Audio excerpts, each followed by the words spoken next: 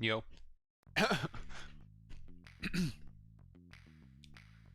Yo. Alright, I need to turn this thing down. Do that, fix that, do that. Time to move and groove. Well, first, right? So, we're gonna jump to a video really quick. I think that's the best plan. Oh, Chrome decided to be poop. Here we go. Boom. Make myself smaller. Today, we're going to be looking at an esport unlike any other. It's a game set in the Mega Man universe that was originally made to be a fun, collect-em-all single-player experience. It's a game that was released for the Game Boy Advanced. It's a game... Let's back up a second here. One, is it because of dairy? Is that why you can't? And then two, this video was called The Only Esport Played on the Game Boy Advanced. Mega Man Battle Network.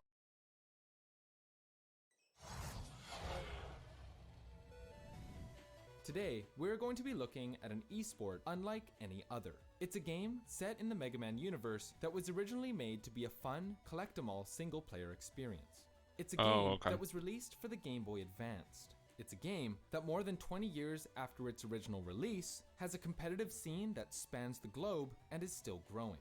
The game we're talking about is Mega Man Battle Network, which was Capcom's attempt how is this to compete multiplayer? with games like Pokemon, but that ended up becoming a melting pot of game genres that makes it wholly unique in the world of video games. A lot of people do like the music. The music is good in this game. We have a number of songs from this on the Mega Man Battle playlist. Network was developed by Capcom and was originally intended to be a horror game, one where the player would have a heartbeat monitor hooked up to their body and plugged into their Game Boy, which would affect what happened in the game itself. However, during the development process, card games started to become really popular, and Capcom wanted to break into that market. With one of their strongest IPs being Rockman, the Japanese name for Mega Man, it was a no-brainer that a collect-em-all type game should be centered around their perennial franchise.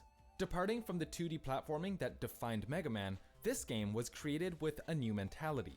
In an interview with Rockman Corner, one of the programmers who worked on the game, Koetsu Matsuda, said that the team's philosophy was to, quote, make a game where a kid who's not great at the action can rely on strategy instead and still win. So, battles were more about being smart and tactical rather than just having good reactions and hand-eye coordination. In 2001, Capcom released Rockman EXE, the game's Japanese title. To the rest of the world, 2001 was the year they first got to play Mega Man Battle Network. The first thing we have to address is what Battle Network is exactly. So it's a fighting game where you're using cards, but also it's actually boxing. In between the real-time sections, you have turns where you have to go back and start choosing your hand.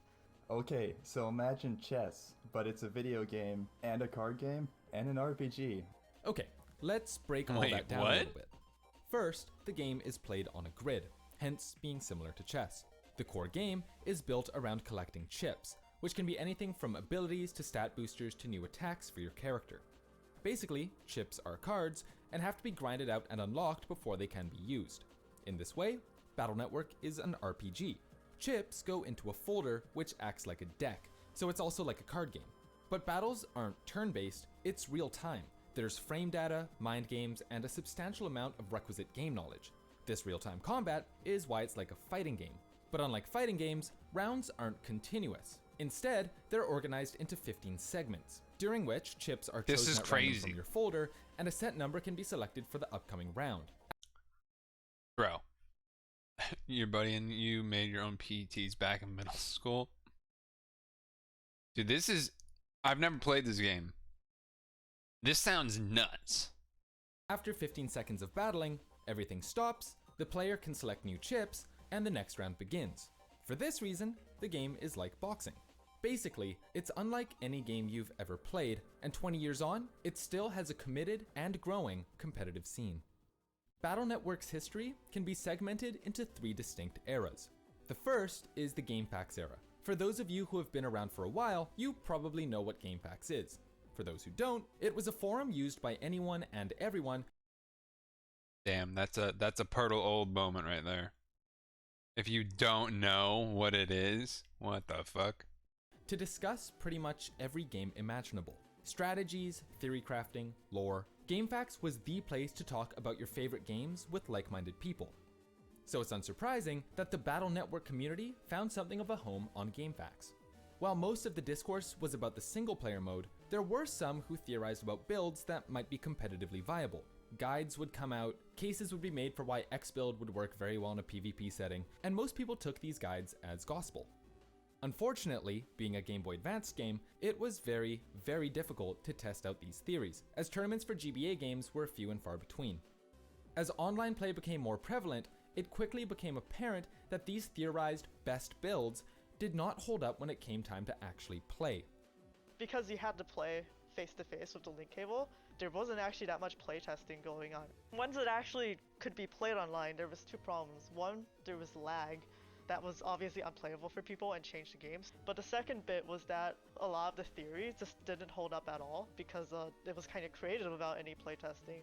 It actually discouraged a lot of the fans from continuing to play the game because they just assumed that the theory crafting on the GameFAQs guides wasn't actually correct, that the game must be unbalanced. Because real-world results didn't exactly match up with the GameFAQs theory crafters, people started saying that the game was unbalanced and competitively unviable. Due to this mindset, many players simply stayed away from PvP altogether, and the game's competitive scene never really took off. Well, that and the fact that getting the game running online was an absolute nightmare. On top of the difficulties of finding people and getting a VPN up and running, the actual emulator that everyone was using, VBA Link 1.8, was not exactly the most legitimate. It was a program that someone made for a college project back in 2004 and hadn't really been updated since. Thankfully, the program was made to be open source and readily available to the community. But unfortunately, the emulator is so old that most of the source files have been lost to time, meaning that getting in and tinkering with the emulator is pretty much impossible. The internet is a continuous burning library of Alexandria once again. So, what do you do when you hit a roadblock like this? Build your own road, of course. Much like the Super Smash Bros. Melee community and Slippy, diehard fans of Battle Network have taken it upon themselves to create their own build of the game, complete with rollback netcode and online matchmaking. But more on that later. Rollback? Right now, we're still in the late 2000s, stuck using the only emulator that was compatible with the GBA Wi-Fi adapter. All of these reasons contribute to this being known as the Dark Ages, when there was no centralized place for BN players to congregate, no easy way to find other BN competitors, and no real community to speak of. To find someone to play against, you had to look really deep and basically pray that someone, somewhere, would have a server up and running. It was actually crazy. Like, you would just find stray YouTube comments being like, hey, if someone still plays this game, like, here's my server and here's my password. When I found out you could play the game online, I was like so excited, and when I found the first human being to play with, the game ran at 2%. They were using like a save file that they got off of the internet, and it was hacked to have 9999 HP. It was running at 2% the entire time, and I played that thing out, and I was just like, this is the best thing ever. Not much happened during this era. In 2009, Battle Network 6 was the last game— I assume 2% means like 2% speed? Because it was laggy? in the series to be released, and while it was hailed as the most balanced and competitive of the entire franchise, most people focused on the single player experience. Especially since, to play competitively, you'd have to unlock your own chips on your own game, before even attempting to play against other people. This meant that the competitive barrier for entry was grinding hours upon hours of single player to even start building a folder. So, years went by, and there was very little in the way of a North American competitive scene. But then, in 2015, a player named Megamaster X announced on Reddit that he was hosting an online tournament with prizes. Seasoned competitors, fans of Battle Network, and fans of Mega Man in general leapt at the opportunity to get their hands on some otherwise unattainable Mega Man swag. Pretty quickly, the event had more than 60 people signed up, which is pretty good for a title that otherwise had no community surrounding it. Unfortunately, when tournament day rolled around, some of the problems that made BN so difficult to play became readily apparent. Setting up the emulator, especially for new players, was a nightmare. Games would often lag, desync, or be utterly unplayable, and a number of matches during the tournament had to be decided pretty much through a coin toss. On top of this, many players dropped out after seeing how competitive the community could be. Many who signed up initially were just casual fans who thought that the event would be just for fun. But there were many who had been in the community for years and were ready to try their hardest. At the end of the day, of the makes 60 who sense, signed yeah. up, only 37 players ended up competing, which is, honestly, pretty good. And this tournament, as rough around the edges as it was, gave way to something much bigger than anyone could have ever expected. N1GP.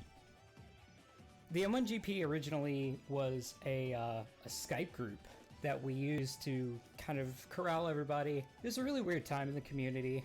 We were just very much getting our sea legs from both a broadcast or a standpoint, a rules standpoint. Megamaster X was not finished after just one tournament. Damn. Carrying forward the momentum vicious. from this last event, N1GP was founded and has since become a mecca for Battle Network players. Whether you're looking for people to play against, want to talk strategy, or you're just getting into the game for the first time, N1GP has pretty much everything you could ever need. We have extensive guides, tons of information, data on individual chips, certain interactions, you name it. Like we basically have an encyclopedia of content, and it's all thanks to the community. And that's really what the N1GP is about. However, as we've already talked about, the online experience leaves a lot to be desired. So, one player took it upon himself to completely rebuild one Battle Network game and turn it not just into a serviceable online experience, but a really, really good one. Mars is a part of the N1GP R&D team and has been working on R&D completely team? redoing Battle Holy Network 3 to include rollback netcode and automatic matchmaking. If you watch our video Automatic on Slippy for Super matchmaking? Smash Bros. That's Melee, hype. or any of our videos on Power Rangers or Guilty Gear, you'll know just how important it is to have rollback netcode. Mars's current goal is to make a build of the game that is stable and readily available to anyone, and then apply the same principles to Battle Network 6, the most popular title in the series. Hopes are that in a couple of months, public matchmaking for BN6 will be a reality, and hosting online tournaments with rollback netcode would make hosting tournaments even more viable. The prospect of good, clean online play is especially important when you take into consideration how international this scene really is. So, you know, our top players, we have people in California, we have people in Canada on the opposite side, we have people in New York, you know, we have people in Central America, we have people in Mega Brazil, Man Battle we have some Network, players huh? coming in from the Japanese scene, which is really cool to see. It would be great to do a meetup and, you know, have a battle of the Titans one day, but we're not there yet. It's a bit expensive to get to that point. Being originally a Japanese title, there's quite a large Japanese community that, for years, existed with little to no connection to the North American scene. This is where Aqua, a Japanese player, is instrumental in bridging the two communities together.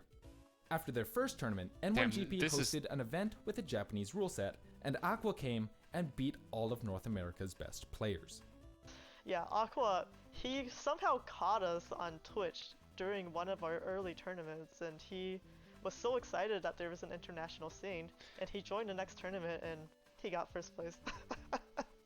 Yeah, so the tournament he won, we actually were really excited that the Japanese community found us, and we organized our first. It is weird how that tournament. That's happens. the Japanese exclusive. Because that's format. happened with other old games too. Especially fighting games where it's like the exchange of information is such a different thing. Especially back in the old FGC days when like stuff was only recorded on VHS and whatnot. And then, you know, you kind of just wait and see like, all right, well, what are the Japanese guys gonna have when they show up, right? Like it's You know, it was kind of his home turf, but totally different. it was a great learning experience for us as well. Since then, the two communities have become much more tight-knit, and BN events have taken on a variety of new rule sets. The biggest change has been the shift away from closed sets and the adoption of open sets. What does that mean? Closed set formats are tournaments where, going into a match, you don't know what chips your opponent is holding. This makes it viable to sometimes run folders that aren't considered meta, as you can take your opponent by surprise. However, That's cool, closed though. sets also lead to some unsportsmanlike conduct in the community. In tournaments, players would be allowed to bring 2 folders, and could, if they wanted to, hard counter one specific person to take them out of the event.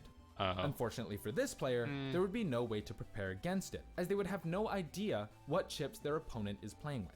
Closed sets also led to players scouting out other players before their matches to gain a competitive edge come game time. Right. All of these underhanded dealings led to a rise in the popularity Scouting, of yeah. open sets. That's the a thing that format happens in which MTG too. players on both sides know, prior to each round, exactly what their opponent is holding. All of our setups are visible to each other. It's not double-blind matches. So we go into it knowing the other player's strategy, or at least we know what their strategy might look like. And so you go in fighting Nerith, and you're like, oh, this clown doesn't even have an anti-damage. This is gonna be easy. And then you're dead. This means that winning is less What? about preparation and scouting, and more about folder building and actually being good at the game. With more people coming into the community, competition has also been on the rise. New players have been coming out of the woodwork, like Zero Guy, who showed up out of nowhere and started winning everything. All of this growth and intermingling between communities So it actually is culminated growing. in That's early cool. 2021, as Capcom and the community were gearing up to celebrate Battle Network's 20th anniversary. The 20th Battle Network anniversary, that's for the entire series, and that's something that Capcom tends to celebrate for their franchises. We had something planned, you know, just a big tournament. We also had the Capcom accounts tweeting it out on Twitter, and that really helped. Damn, with the that's cool. outreach. Yeah, so it was a 3-week event. The combination of the awesome all-star The casting Capcom account crew we tweeting it, had on tweeting it top out of is just cool. the really cool matches that were being played. But yeah, that event was really successful, and I'm quite happy with it. The event was a celebration of everything Battle Network, and the main event was a tournament featuring some of the best players in the world. The eventual victor of the event was a player named Symes, who was using a folder that was completely off meta and somehow found success with it. The fact that a player can come into an event using a folder that, by all accounts, simply shouldn't work is a testament to how deep and intricate Battle Network really is. The game's meta is being pushed It sounds further cool, and further every day, but I and still shows don't no know signs of anything, slowing like, down or I feel stagnating. like it'd be so overwhelming to jump into. Not bad for a title released more than a decade ago. The Mega Man Battle Network scene has survived over the years due to a global community of unbelievably dedicated players. They've gone through good times, survived hardships, and flourished in the unlikeliest of circumstances. 20 Don't worry, years we'll on, start and Friday this Night Game Boy Funkin' Advance soon. game has It's only got a found minute new left. life in N1GP and all of the communities around the world who I are had to still finish playing eating, you know? after all this time.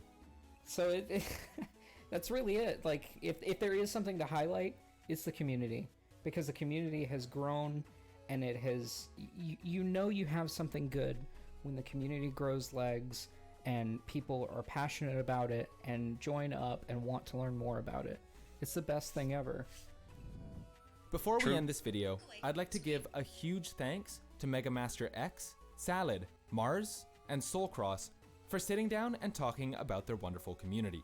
Their social media links are in the description below, as well as a link to the N1GP Discord. If you, or anyone you know, would be interested in joining the Battle Network community, they would love to have you, and have an encyclopedia You know what's of resources interesting, ready for any beginner who wants to take the plunge into the Battle Network competitive scene. What's interesting in regards to what you were mentioning, Havens, This about video is made possible. Library of Alexandria and whatnot.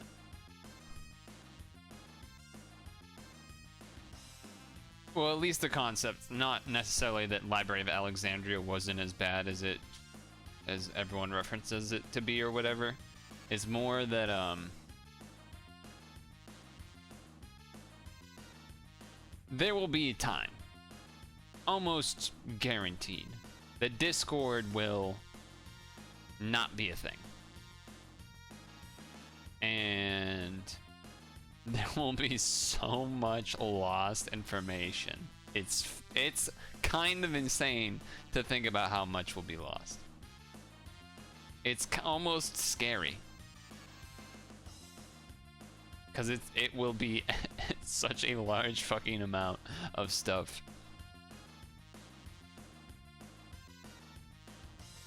Anyway, I'm getting the game started. Hopefully it's not too loud.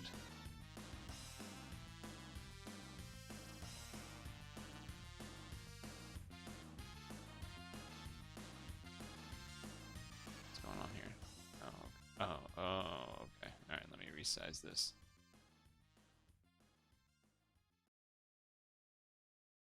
Probably gonna have to resize it or whatever, but kind of waiting to see how it actually loads up.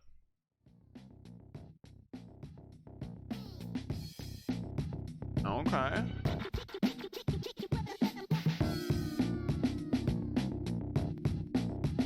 So the question is, do I full screen this? Ooh, that. Okay. All right. We're good. And it stops playing when I do that, so I can just do this. Oh, shit. Alright, hold on though. Can I turn it down? It's probably got a sound options, right? Oh shit, it doesn't? Alright, yeah. Go like halfway. This game is called Friday Night Funkin', which was requested by how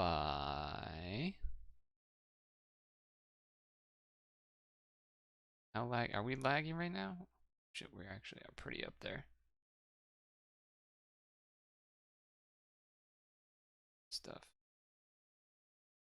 Some stuff here. Close this guy. I bet a lot of it's because of Discord.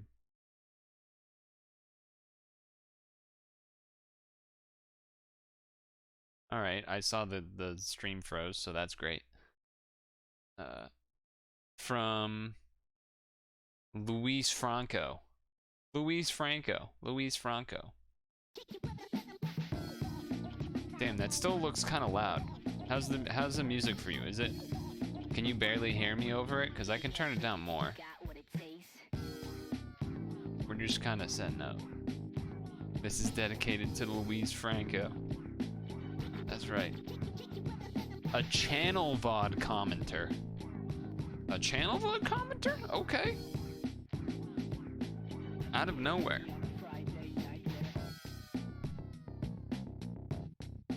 According to OBS, it looks like it's pretty loud. Like the same volume as me. So I feel like I want to go lower. Yeah, I feel like that's better. Alright. Full screen.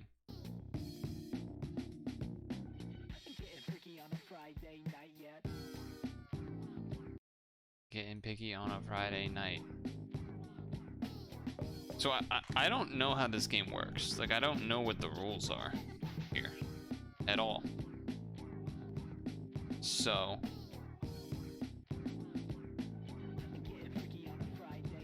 I'm hoping that it will tell me at some point.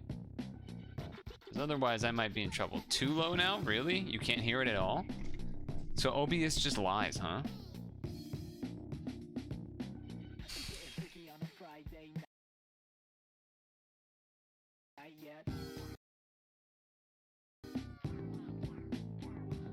I mean, I assume we want a story mode.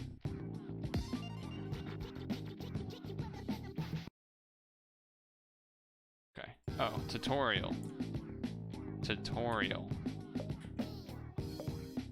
Tutorial. Okay.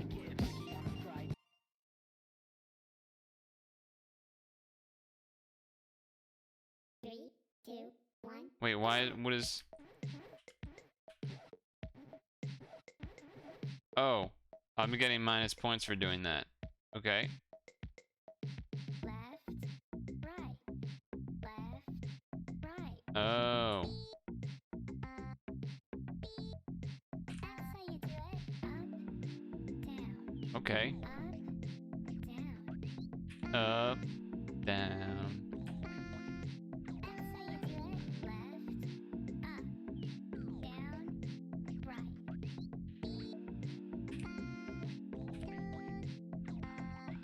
Down, down, up. Down, down, right. Down,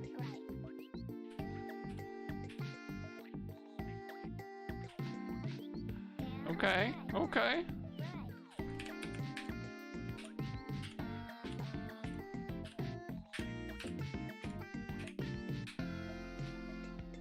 I am not a I've like never really done much rhythm games, so I'm kind of terrified. I'm not gonna lie. I'm a little terrified of what's gonna happen. How was that though? Also, my girlfriend's kind of cool. Wait, normal, hard, easy, normal? Normal, right?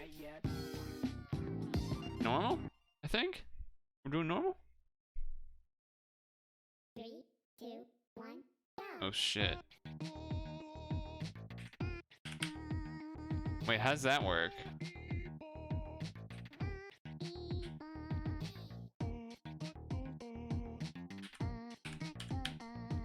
The bottom bar is like who's winning more, right?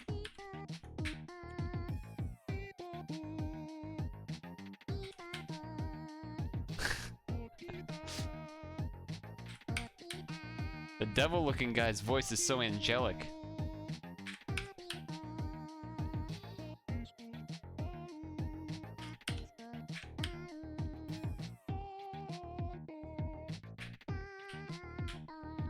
Okay.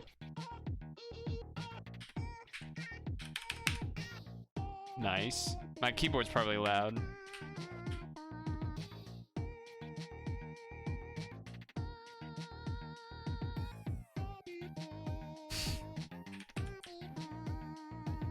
The tunes are very relaxing, which is nice.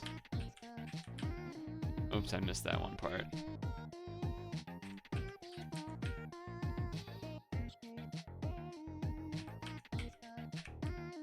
Nice. Alright, that was pretty easy. 3, 2, Wait, it's not over? Oh shit. Oh my god, I can I panicked so hard.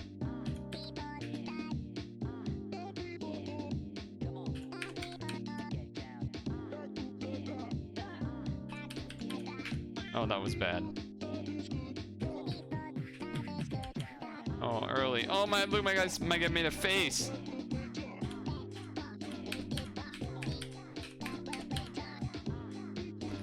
So bad.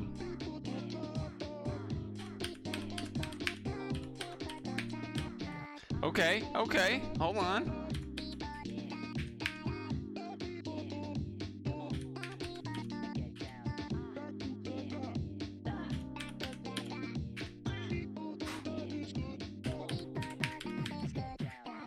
Okay, okay, okay.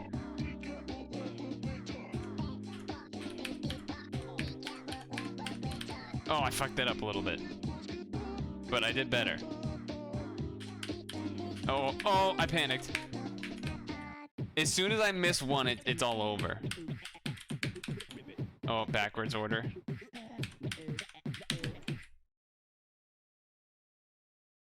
He was